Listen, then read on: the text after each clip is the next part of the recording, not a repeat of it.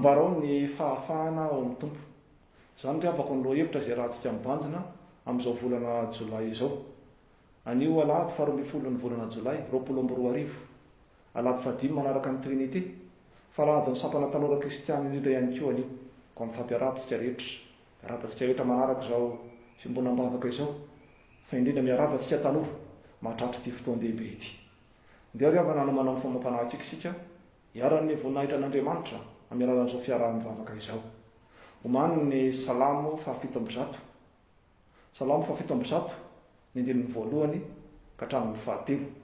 Ary eo inan'izay kosa dia ny hira fa 470 hiarantsika midera sy manome voninahitra an'Andriamanitra.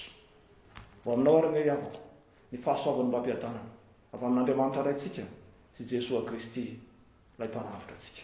Lesika hiara hidera an'Andriamanitra miaraka amin'ny mpanao salamo manao hoe: miderahan'i Jehovah fa tsara izy, fa mandrakizay ny famindram-pony. Aokanao izany ny navotan'i Jehovah, izay navotany ho afaka tamin'ny tanany fahavalo, sy nangoniny avy tamin'ny tany maro, dia amin'ny tany atsinanana sy andrefana, ary ny tany avaratra sy ny tany amin'ny ranomasina. Amen.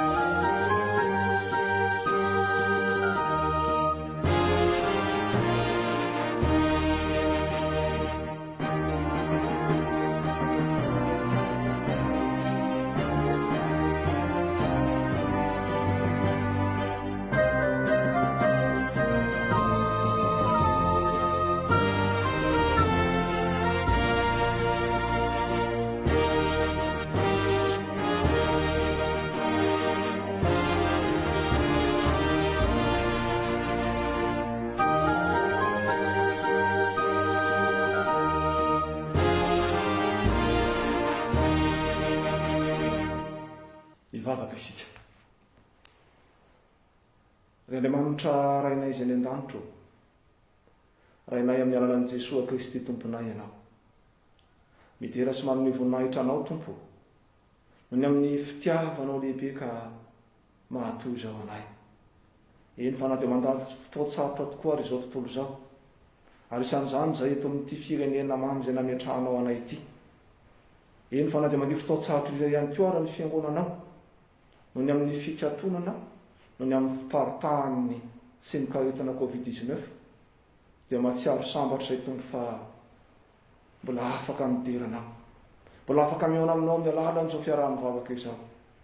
Ny angatana indrindra aminao Tompo, dia ny fanahy masinao namango ny fony rehetra, ny fanahy masinao ampiorina amin'ny finoana, koa izay rehetra tanterahana eto, na ny hira fiderana, na ny fianona ny teninao, fa indrindra ireo fampahirezana amin'ny endriny maro samihafa, dia mba ambino izany Tompo, mba tonga ny tokoa anona fahasainy joro vavolombelonao, na amin'ny mora fa indrindra amin'ny sarotra, ka nambara fa manafaka anay ianao Jesoa, ary maniraka anay mba nambara izany fahafahanao aminao izany manerana n'izao tontolo izao.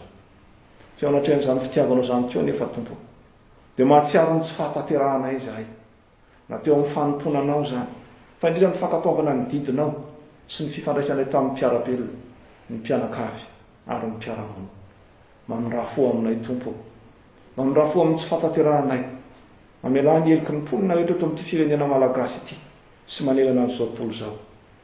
Mitombo tianay noho ny fitiavanao indrindra, no ilay indrafo lehibe izay fa tanteraka teo ambony hazo fijaliana nanoloranao ny ainao Jesoa, no anan'ilay fahasahiana anandraka izany vavaka fonana izany. Amin'ny anaranao Jesoa, ilay fananganana ny maty sy fiainana no anoana izany vavaka izany. Misaotra indrindra Tompo. Amen. Dia isika riavako hanomana ny fomam-panahintsika, andre ny tenin'Andriamanitra izay hovakiana sy hotohina amintsika.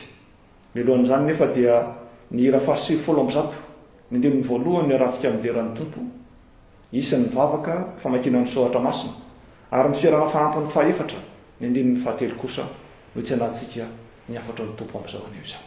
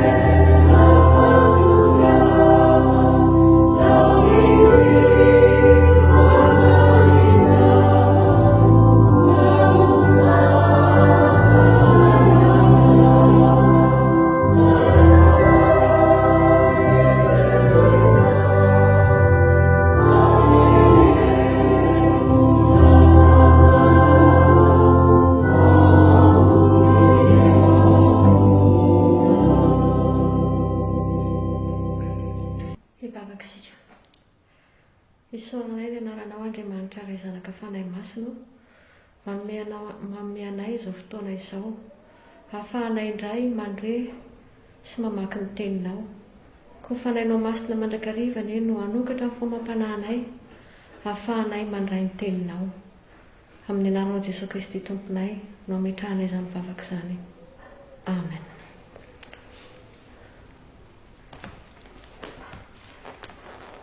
Andreny tenin'Andriamanitra sika ry havanao bokin'ny Jeremia mpaminany. Jeremia mpaminany toko 130 ny andininy 10 ka hatramin'ny 410. Bokin'ny Jeremia mpaminany toko 130 andininy 10 ka hatramin'ny 410. Amin'ny anaran'ny Tompo. Miaino ny tenin'ny Tompo ianareo jentilisa, ary torio any amin'ny tany amoron-tsirakany lavitra any izany, ka ataovy hoe izay mampiely ny Israely no hanangona azy indray, sady hitandrina azy toy ny fitandriny mpiandrondronyondriny. Fa ny Tompo efa nanavitra ny Jakoba, sy efa nanafaka azy tamin'ny tanany mahery noho izy. Ka dia ho avy ireny ka hioby amin'ny avoan'ny Ziona, dia hitanjotra ho any amin'ny zava-tson'ny Tompo. Dia ny vary sy ny ramboloboka sy ny diloilo sy ny zanak'ondry ary ny zanak'omby, ary ny fanahiny ho toy ny tamboly vonton-drano, ka tsy hamalaza intsony. Ary amin'izany dia ho faly amin'ny fandrizana ny Virjina, mba amin'ny zatovo sy ny antitra koa, fa ampidiko fifaliana ny fotoamaniny, ka ampiononiko sy ampifaliako izy noho ny ho afaka alahelo. Dia ho vokisako zava-matavy ny fanahiny mpisorona, ary ny oloko voky ny zava-tsoko hoy ny Tompo. Filazantsara ny Lioka, toko 7, andininy 7 ka hatramin'ny 7. Filazantsara ny Lioka, toko 7, andininy 7 ka hatramin'ny 7. Ary ny mpianatra Jaona nanambary izany rehetra izany taminy. Ary Jaona niantso ny mpaminan'ireo lahankao aminy, dia naniraka azy akany amin'ny Tompo anao hoe, ianao va ilay ho avy sa mbola hafa no andrasantsika? Ary noho ny tonga tany aminy ireo lehilahy ireo dia nanao hoe, Jaona mpanao batisa naniraka anay ankaty aminao anao hoe, ianao va ilay ho avy sa mbola hafa no andrasantsika? Ary tamin'izany eo izany Jesosy dia nahasitrana olona maro tamin'ny rofo sy ny aretina sy ny fanahy ratsy, sady nampahiratra ny jamba maro.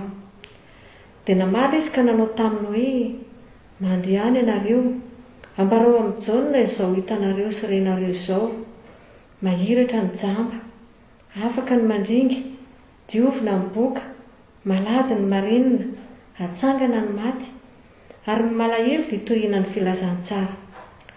Ary sambatra izay tsy tafitohina noho ny amiko. Epistily ho an'ny Galatianina, toko 5, andininy 2 ka hatramin'ny 9. Epistily ho an'ny Galatianina, toko 5, andininy 2 ka hatramin'ny 9. Indro izaho Paoly milaza aminareo fa raha mety ho forany ianareo dia tsy ahasoanareo na dia kely akory aza Kristy. Ary lazaiko marina indray amin'ny olona manaiky ho forana rehetra fa mpitrosa tsy maintsy mankatony lalàna rehetra izy. Dia tafatsaraka amin'ny Kristy ianareo na aiza izay mitady ho hamarinina amin'ny lalàna. Efa lavo niala tamin'ny fahasoavana ianareo, fa izahay amin'ny fanahy sy ny finoana dia miandry ny fanantenana ny fahamarinana. Fa ao amin'ny Kristy Jesosy dia tsy mahasoa na ny famorana na ny tsy famorana, fa ny finoana izay miasa amin'ny fitiavana. Ray masino manamasinana amin'ny fahamarinana, miteny ny fahamarinana.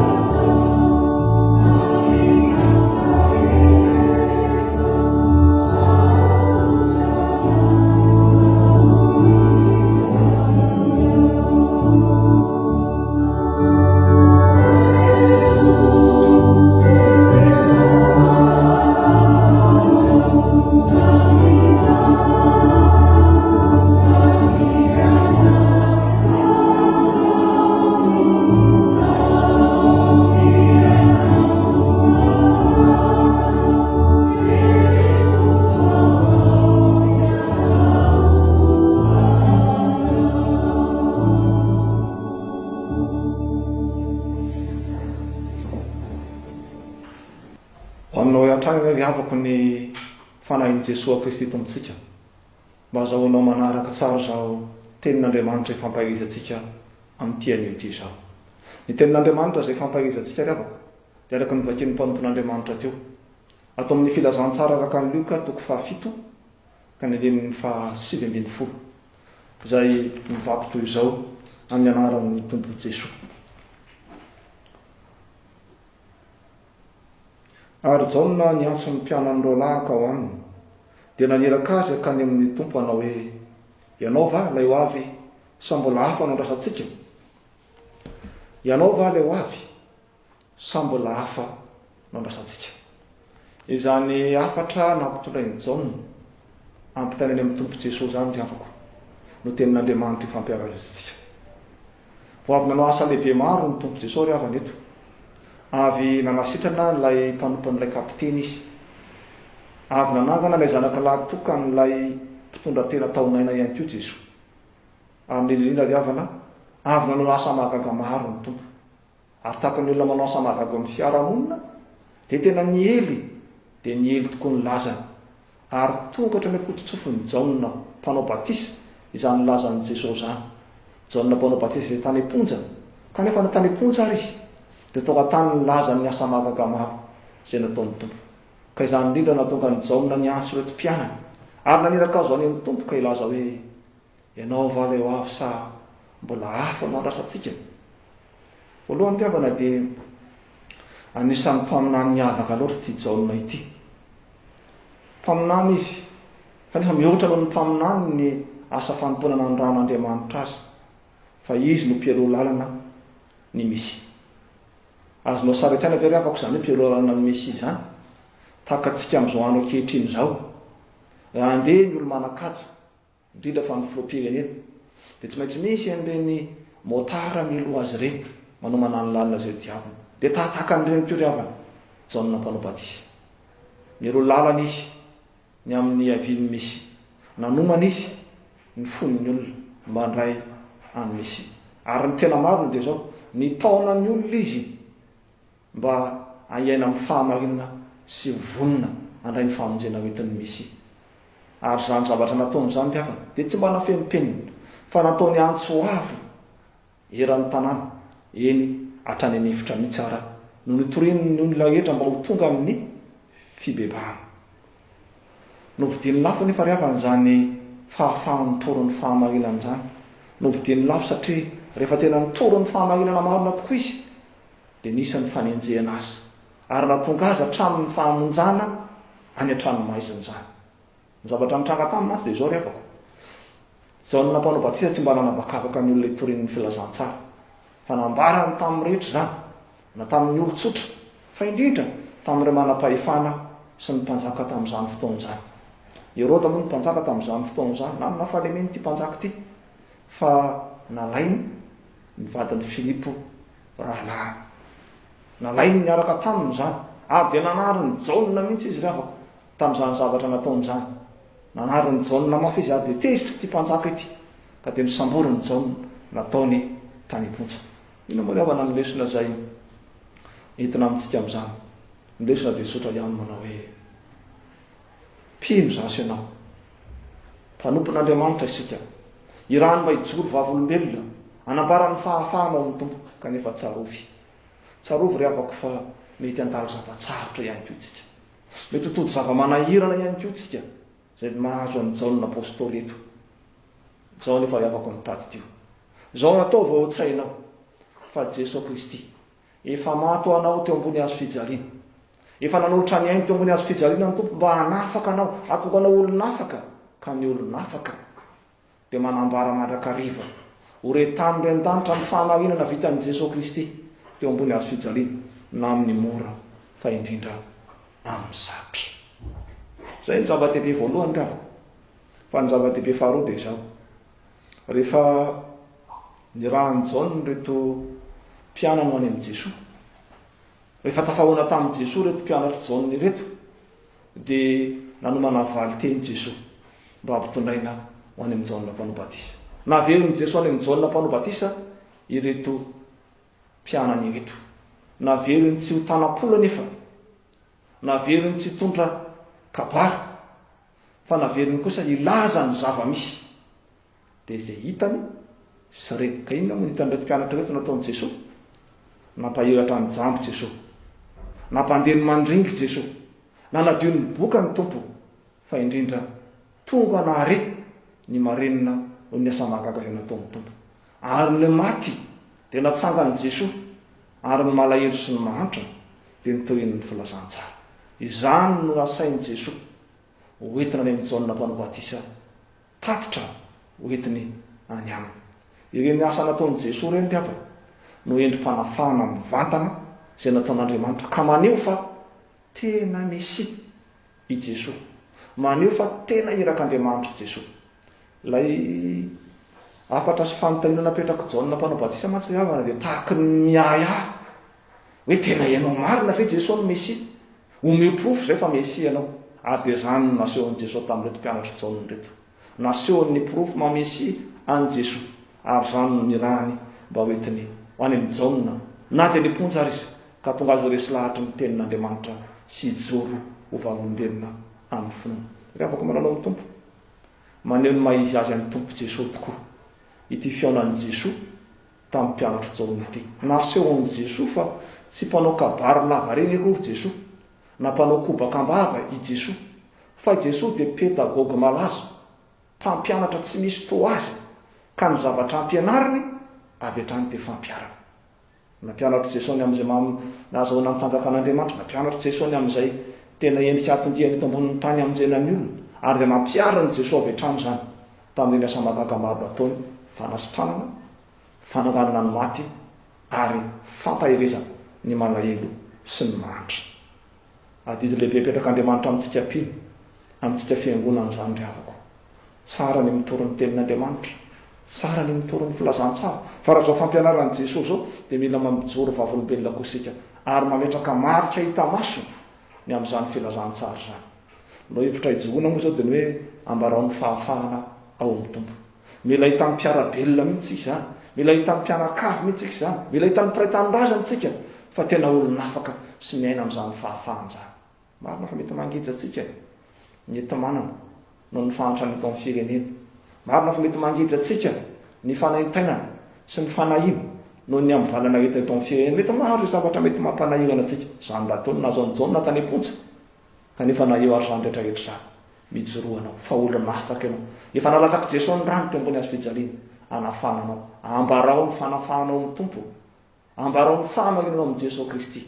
Fa izany ny antsoin'Andriamanitra sy andrasan'Andriamanitra amintsika fiangonana. Ambarao amin'ny teny zany, ambarao amin'ny asa zany, ambarao indrindrindrindra amin'ny fitondratena mendrika ka ahitana tokoa fa olona afaka izao sy ianao. Fa ny zava-dehibe fahatelo eto ry havana dia izao.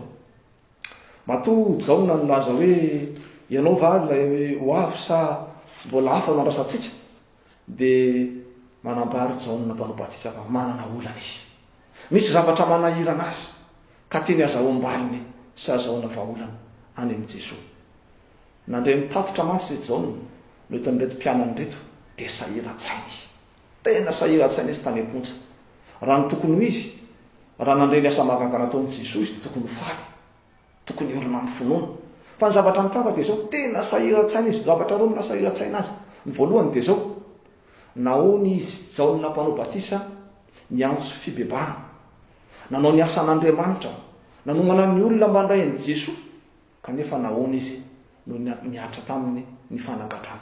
Ilay asan'Andriamanitra nataony nahoana nitarika azy ho any an-tranomaizina zany. Izay ny voalohany.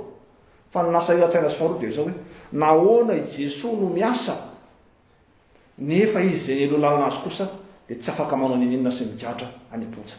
Raha ny tena marina mantsy ry havana, ny mpialolalana sy ny aloavan-dalana dia tokony hiavaka mandrakariva. Raha mandeha ny manam-pahefana ka misy an'ireny motara mialoha azy reny dia miaraka amin'ny foana iny motara iny aiza n'aiza leny manazava ny lalakom-bata miaraka hatrany. Fa ny zavatra mitranga eto, Jesosy ilay ny eloavan'ny jaona lalana miasa fizy ny elolalana tavelany am-pontsa. Dia sahira-tsaina ahoana ary zany. Ny eritreriny dia tokony mba miaraka miasa, ny eritreriny dia tokony eo mandrakariva izy ao anatin'izany rehetrarehetra izany. Ry havako malalao amin'ny tompo, tsy takatry jaona tsara ny iraka nampanaovan'Andriamanitra ny Jesosy Kristy. Tsy azony jaona tsara ny misionan'i Jesosy Kristy, fa Jesosy dia tsy mpitaritafika hanafaka ny amponja ihany. Tsy izay ihany Jesosy, fa Jesosy ny atondian'i Jesosy dia zao, ny anarina ny olona lava ao anatin'ny fahotana, ny anarina ny olona tsy manam-pinoana ka tonga azy hiorina amin'ny finoana sy ny fahatokinan'Andriamanitra. Ary izany indrindra nanambaran'i Jesosy tamin'ny Jaona amin'ny andininy 7 manao hoe sambatra ny tsy tafitohina no ny amiko. Ndraindray tokoa mantsy ry havako, raha fanantenan-java-tsoa ihany na fahitana tombontsoa ihany no narahantsika an'i Jesosy, dia ka ohatra hoe mba ho salama dia mivavaka, mba hanana asa dia mivavaka, mba misy zavatra tedavina dia mivavaka, raha izany ihany dia tahaka ny jaonantsika tsy matapatra ny mision'i Jesosy. Fa ny tena mision'i Jesosy ry havana dia zao, anomenao fanantenana, anomanana anao tsy amin'ny fiainan'ny tany ihany iarahana amin'Andriamanitra, fa indrindra anomanana anao mba hitany ny fanjakan'Andriamanitra. Ary tena izay ny tanjon'i Jesosy nataon'ny tany jaona izay tena efa niasa fatratra, niasa tsara, ialolalana azy amin'izany asan'Andriamanitra izany. Tiany Jesosy mba hanana fanantenana izy, ary tiany Jesosy mba ho vonona ihany koa izy hisitraka ilay fiainana mandrakizay. Mety eo izay mety fijaliana izay mianjady aminy, mety eo izay mety fahoriana izay enjady aminy satria efa tamin'ny fahafatesana mihitsy ny Jaona mpanao batisa fa tiany tompo ambarany manana tombony izy fanotovan'ny fiainana mandrakizay. Ka izany koa rehefa ny teny Andriamanitra ho tsapanao. Tsy misy mpanafaka eto tany ihany Jesosy, fa Jesosy mpanafaka hitondranao ho any amin'ny fiainana mandrakizay. Tombontsoa lehibe nampanantenana ny Jaona izany, ka hampanantenanao ihany koa. Iavako tahaka ny olona rehetra eto amin'izao tontolo izao isika kristiana, tahaka ny fikambanana rehetrarehetra mijoro eto amin'izao tontolo izao, ny fiangonana samy mandihy fotoan-tsarotsika amin'izao vaninandro iainantsika izao. Kanefa zao ry havako mitady tsy mitaza-potso ny tompo Jesosy feo milanao izy. Mampahery anao izy hanambara fa ny olona afaka ao amin'ny tompo dia mijoro vavolombelona mandrakariva sy manafaka ny olona sy ny manodidina azy na amin'ny mora fa indrindra amin'ny sarotra. Ampitraka ny olona ka tsy ataoko ny olona hitanondrika ao anatin'ny fahasahiranana, tsy hitanondrika ao anatin'ny tsy fisiny, tsy hitanondrika ao anatin'ny aretina, fa mba hijery an'i Jesosy satria mandala an'ireny rehetrarehetra eny. Fa ny tena maharitra dia ny fiainana mandrakizay miaraka amin'ny tompo Jesosy. Koa raha ohatra ry havako, izao fotoana omen'Andriamanitra anao izao, marina fa tsy afaka manao tahaka ny fanaonao isan'andro anao. Ary ohatra ny fotoana iarahanao amin'ny zanakao ohatranao, iarahanao amin'ny vadinao ohatranao, iarahanao amin'ny ray aman-dreninao ohatranao, azahoanao tokoa mandalina ny tenin'Andriamanitra, azahoanao tokoa mahatsiazo ny fahafahan'Andriamanitra any, azahoanao miaina ny maha olona afaka anao. Dia aseho amin'ny zanakao zany, aseho amin'ny vadinao zany, aseho amin'izay rehetra mifanerasera aminao tokantrano zany fa tena olona afaka tokoa ianao. Tsy voageja na inona na inona, tsy andevozy na inona na inona, fa efa nafahan'ny Kristy ianao dia asahoan'ny mpiara-belona aminao zany. Ary raha misy arany sehatra sy ny fotoana azahoanao mifanerasera amin'ny hafa ety ivelany dia mba rao zany fanafahan'ny tompo zany, ka tonga ny olona rehetra mba hanana fonona sy hanana fanantenana fa tsy tompon'ny teny farany akory izao reto mandringana izao, fa ny tompo Jesosy no tompon'ny teny farany, ny tompo Jesosy izay mampahery sy mitantana antsika manomboka eto tany ao anatin'ny fahasahiranana fa hatrany an-danitra. Anio moa ry havana dia alahady misampana tanora kristiana. Anisan'ny fotoana mahatsara indrindra sy mampahomby ny fitorianan'ny filazantsara ny fahatanorana. Dia raharotsy ny tanora, indrindra fa isika tanora dia men'Andriamanitra talenta manokana aizatsika mikirakira ireny fitaovan-tserasera, ireny fitaovana elektrônika ireny, ampiasao ireny mba ho amin'ny mahasoa, ny mahasoa tsy eto tany ihany fa hatrany an-danitra any. Ampiasao ireny fitaovana ny men'Andriamanitra antsika ireny mba azahoana manambara tokoa fa olona afaka tsika. Mety mangeza antsika ny aretina, mety mangeza antsika amin'ny fahasahiranana, fa maty ao antsika Jesosy teo ambony hazo fijaliana, hanafaka antsika amin'izany rehetrarehetra izany. Ary hanafaka antsika mba hahatonga antsika tokoa tena zanak'Andriamanitra andovan'ny fanjakana lanitra. Ambarao retano ren-danitra zany fa i Jesosy tompontsika dia mitantana sy mivimbina antsika. Eny fa na dia somary mbola manjavozavo ary ny faravodilanitra, eny fa na dia mbola miaina amin'ny fanaintaina sy ny fangiriforiana antsika ankehitriny, tsaro fa tahaka ny Jaona zasy ianao, tsy mitaza-potso ny tompo, minoan'i Jesosy tompo anao, fa raha ny zanaka tokoa no manafaka dia ho afaka tokoa ianareo. Eo an'Andriamanitra ny voninahitra fa ny fanahy kosa amintsika rehetra hahatonga antsika tokoa tena olona afaka ary hanambaro retano ren-danitra tokoa izany fahafahana ao amin'ny tompo izany.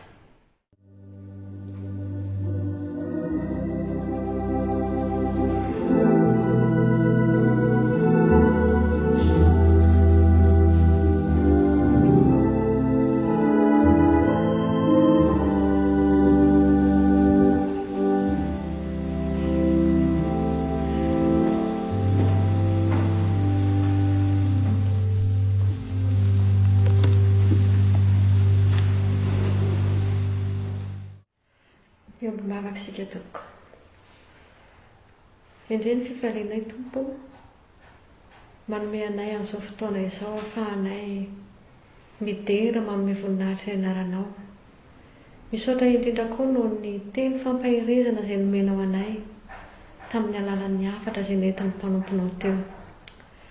Misaotra tompo noho ny fanomezanao toky sy fanantenanao anay fa olona afaka izahay.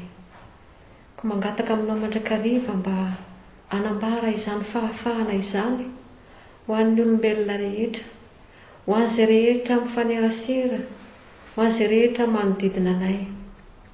Tompo, meteza hiara-dalana aminay mandrakariva, azahoanay manatanteraka ny sitraponao satria raha maha-olombelona nofa mandranay dia tsy mahatanteraka na inona na inona izahay ka ianao nangatahanay hitoetra mandrakariva ao anatinay azahoanay manatanteraka izany rehetra izany ho voninahitra ny anaranao.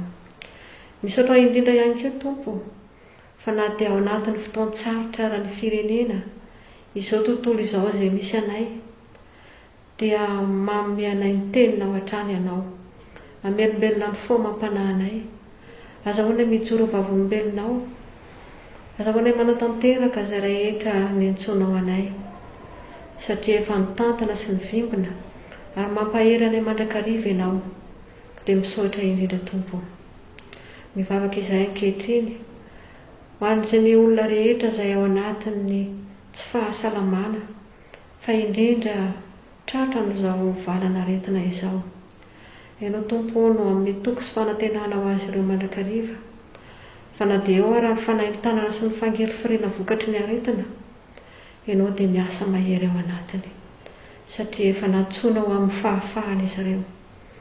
Tompo, mivavaka izahay ho an'ny mpitsabo rehetra, ho an'ny mpikarakara, ho an'ny mpitondra fanjakana, mba hanana fahendrena, fahazavan-tsaina, azahoan'ny olona rehetra fahafahana ihany koa, mba hiala amin'izao zava-manahirana lalovana izao.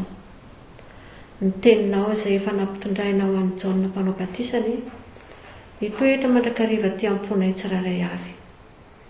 Fa na dia ao anatin'ny ady sarotra tokoa ary izahay dia mavoaka mandresy satria manana anao.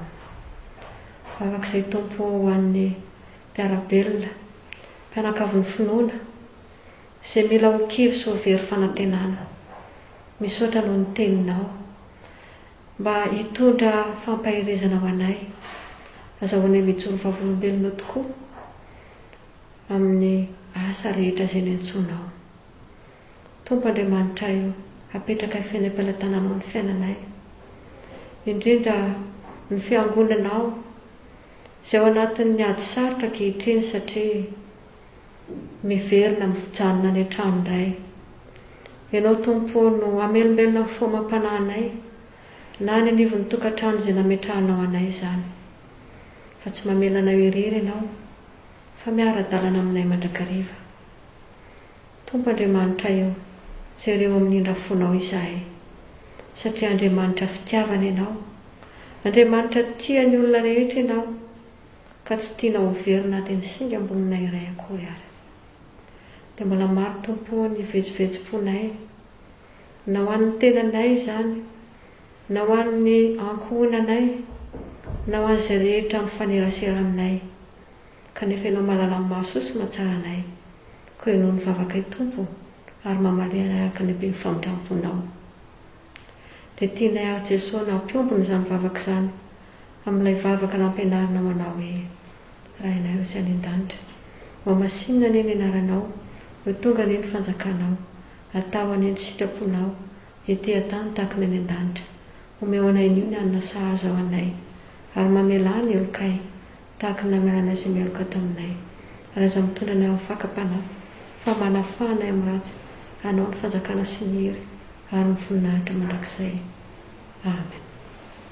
Isaorantsika lehibe ry avako ny Tompoandriamanitra tamin'ny fampahirezany tamin'ny teniny, ary dia ny fanahiny tokoa momba antsika rehetra, ananantsika fahasahiana hanambaro ilay tany an-danitra tokoa ny fahafahana manompo an'i Jesosy miara-dalana amin'ny mandrakariva sy ny mandrakizay. Dia ary asantsika mialikita maso hoe avany hanona olona afaka atsika, dia tsika hiara-monina ny fanekam-ponoana Nikeanina, dia ny fanekam-ponoana lagana faharo. Manasanao hiavana hiara-nitsangana hantanteraka izany fanekam-ponoana izany. Isika mino an'Andriamanitra iray, raitsi-to, mpanao ny lanitra sy ny tany, ary ny zavatra rehetra na ny hita na ny tsy hita. Ary an'i Jesosy Kristy Tompo iray, zanakalahy tokan'Andriamanitra, nateraky ny rainy talohany izao rehetra izao, ny mazava avy amin'ny mazava, Andriamanitra tokoa avy amin'Andriamanitra, nateraka fa tsy natao, miray amin'ny ray amin'ny zavatra rehetra. Izy no nahariny izao tontolo izao noho ny amintsika olombelona, sady ho famonjenantsika. Dia nidina tany an-danitra izy, ary nataony fanahy masina nofo avy tamin'ny Maria Virjiny, dia tonga olona izy. Nomboana teo amin'ny hazo fijaliana ho fanavotana antsika tamin'ny nanapahan'ny Ponty Pilato izy, nijaly izy ka nalevina, nitsangana tamin'ny maty tamin'ny andro fahatelo, arak'izay voasoratra izy, niakatra ao any an-danitra izy, ary nipetraka ao tanàn'ankavanan'Andriamanitra ray, avy any nevin'ny ray amin'ny voninahitra hitsara ny velona sy ny maty, ary mandrakizay ny fanjakana. Isika meny ny fanahy masina, tompo sady mpanome aina, izay avy amin'ny ray sy ny zanaka, ka hitsoana sy ankalazaina miaraka amin'ny ray sy ny zanaka. Izy dia niteny tamin'ny vava-mpaminany, isika meny ny fiangonana iray, masina, miorina amin'ny fanambaran'ny apôstôly, ary manerana izao tontolo izao. Isika manaiky ny batisa iray ho famelan-keloka, sady manantena ny fitsanganana ny maty ary ny fiainana mandrakizay. Amen. Dia riavana ivelomantsika tokoa zany maolona afaka antsika izany, amin'ny fanehoantsika amin'ny endrika hita maso ny fankasitrantsika an'Andriamanitra amin'ny alalan'ny rakitra izany.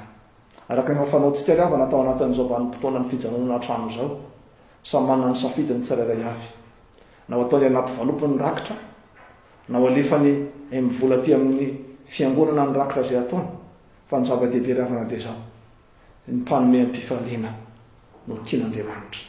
Ka ao anatin'ny ira 730 ny andinin'ny 5 mantaterahantsika izany rakitra samy riavako manao arak'izay nitahin'ny tompontsika avy.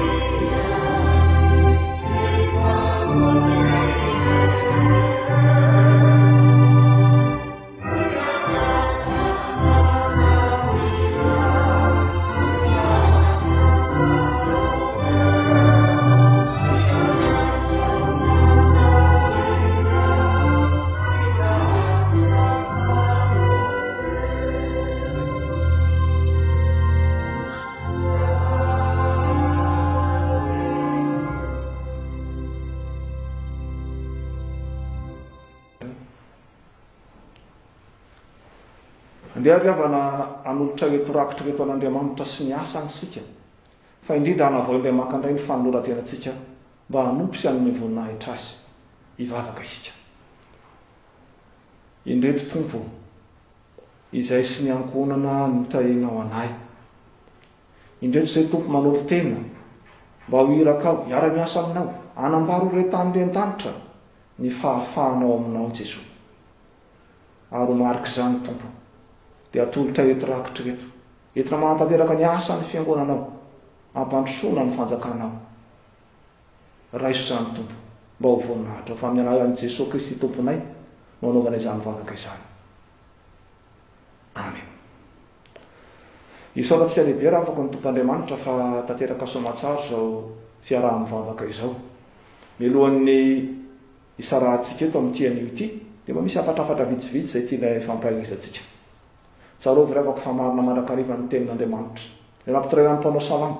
Ao amin'ny salama 5:1 manao hoe: Andriamanitra no azo sero antsika, mpamonjy mora azo indrindra izy, indrindra fa amin'ny fahoriana. Maro izay karazam-pahoriana miantsadentsika riavako amin'izao fotoana izao. Eo ny tsy fahafahantsika miara-mivavaka aty anatin'ny fiangonana. Eo ihany koa ny valana aretina, ny tsimika aretina Covid-19 izay manerana n'izao tontolo izao, ary mba isan'izany eto Madagasikara. Eo indrindra ihany koa ny tsy fahampiana sy ny tsy fisiana terak'izany, mampahery-tsika riavana fa ny Tompo-Andriamanitsika miaro antsika izy. Eo anilantsika izy, mitahantsika mandrakariva mba hanantsika misahasa ko maheriza mivavaka. Toy izy mandrakariva ny vavaka ary mijorova olombelon'ny Tompo amin'ny fahamarinana amin'ny fiainana na ao tokantrano zany na ny ivelan'ny tokantrano. Dia mifampitondra-bavaka sika amin'ireo asa fitoriana filazantsara, indrindra fa atao amin'ny fiangonana. Fa ny fiangonana no mikatona fa ny asan'Andriamanitra kosa dia mitohy mandrakariva. Ka dia mifampivavaka sika ary mankasitraka anao indrindra tamin'ny fanohananao ny fiangonana sy asa fitorianany filazantsara tao anatin'izao fotoany sarotra izao, any amin'ny fanaovana didy zany na miezaka maro samihafa na amin'ireny fananana mpanompon'Andriamanitra ireny, tena zava-dehibe izany. Fa tsy idinany teo-riavana ny misaotra an'Andriamanitra ny amin'ny fitahiny ka nomezan'olona maro mandrakariva iara-miasa amin'ny fiangonana amin'ny fampitana mba hatoka ny tenin'Andriamanitra tokoa ny tokantranonao amin'ny fiaraha-mivavaka toy izao. Dia makasitraka ny ireny teknisianina rehetra ireny ny tombo tokony hanambina azy hitombony talenta sy fahasoavana mbola azahoany mampiasa no fampandrosoana ny fanjakan'Andriamanitra. Dia n'Andriamanitra ireny ny voninahitra fanifanainy kosa ho amintsika rehetra mba azahoantsika manatanteraka izay rehetra tandrifitsika mba ho voninahitra ny tompontsika.